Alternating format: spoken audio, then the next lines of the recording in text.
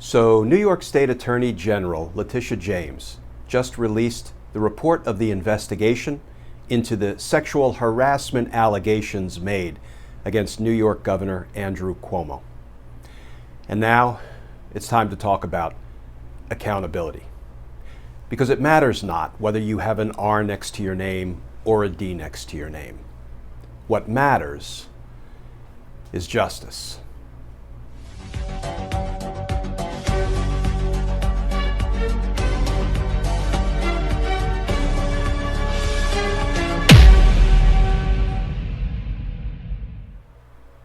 Hey all, Glenn Kirshner here. So several months back, reports began to surface about New York Governor Andrew Cuomo sexually harassing women employees of the New York State government, women with whom he worked, women he supervised. And Governor Cuomo urged that a full investigation be conducted.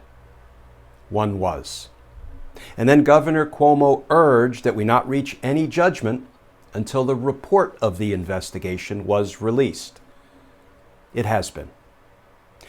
And after 179 witness interviews, including 11 victims, after a review of 74,000 pieces of evidence, a 165-page report was released by New York Attorney General Letitia James' office. Here is how CNN reported it out today. Headline: New York Governor Andrew Cuomo sexually harassed multiple women, State Attorney General report says.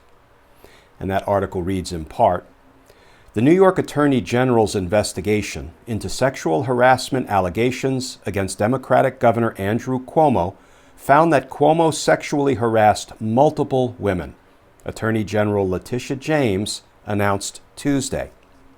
The office found that Cuomo harassed current and former state employees, as well as a number of women outside of state government, James said, as the office released a lengthy report on the investigation.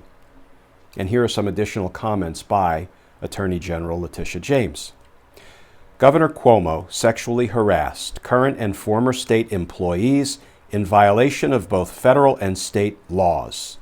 The independent investigation found that Governor Cuomo harassed multiple women by engaging in unwanted groping, kissing, hugging, and making inappropriate comments. Now, Governor Cuomo denies all of this, and he says, quote, I never touched anyone inappropriately or made inappropriate sexual advances.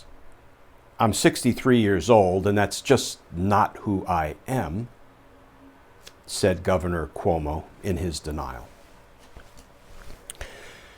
Now, you can read the report for yourself, but there's one allegation that several news outlets have picked up on and have been reporting about.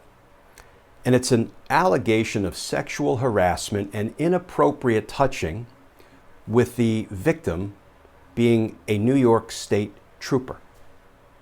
And I won't review all of the facts, friends, but Governor Cuomo apparently had a brief conversation with this female state trooper, and almost immediately thereafter he said, I want her on my personal detail. But she didn't have the qualifications. She hadn't been on the force long enough to qualify for his personal detail, which didn't matter because Governor Cuomo wanted her on his personal detail, so she was reassigned to his personal detail. He started to make comments like, well, why aren't you wearing a dress when you're on my personal detail?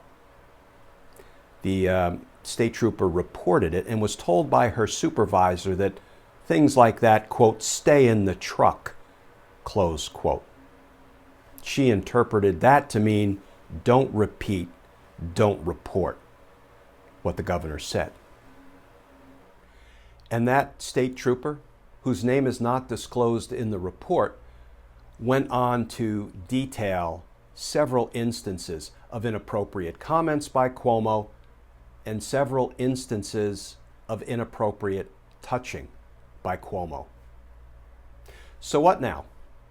Well, we'll have to see if Andrew Cuomo starts to attack the credibility of the 11 victims. We'll have to see if he starts to challenge the integrity of the independent investigation that was conducted, that was overseen by Attorney General James' office. Hopefully he won't start calling it a witch hunt. But for those of us who care about the rule of law, and I believe that the vast majority of us do, accountability knows no political boundaries. It doesn't matter if you carry an R next to your name or a D next to your name or an I next to your name or no letter next to your name.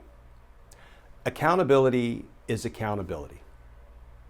And there are 11 victims who deserve for Andrew Cuomo to be held accountable for what he did to them. Because justice matters. As always, folks, please stay safe. Please stay tuned. And I look forward to talking with you all again tomorrow.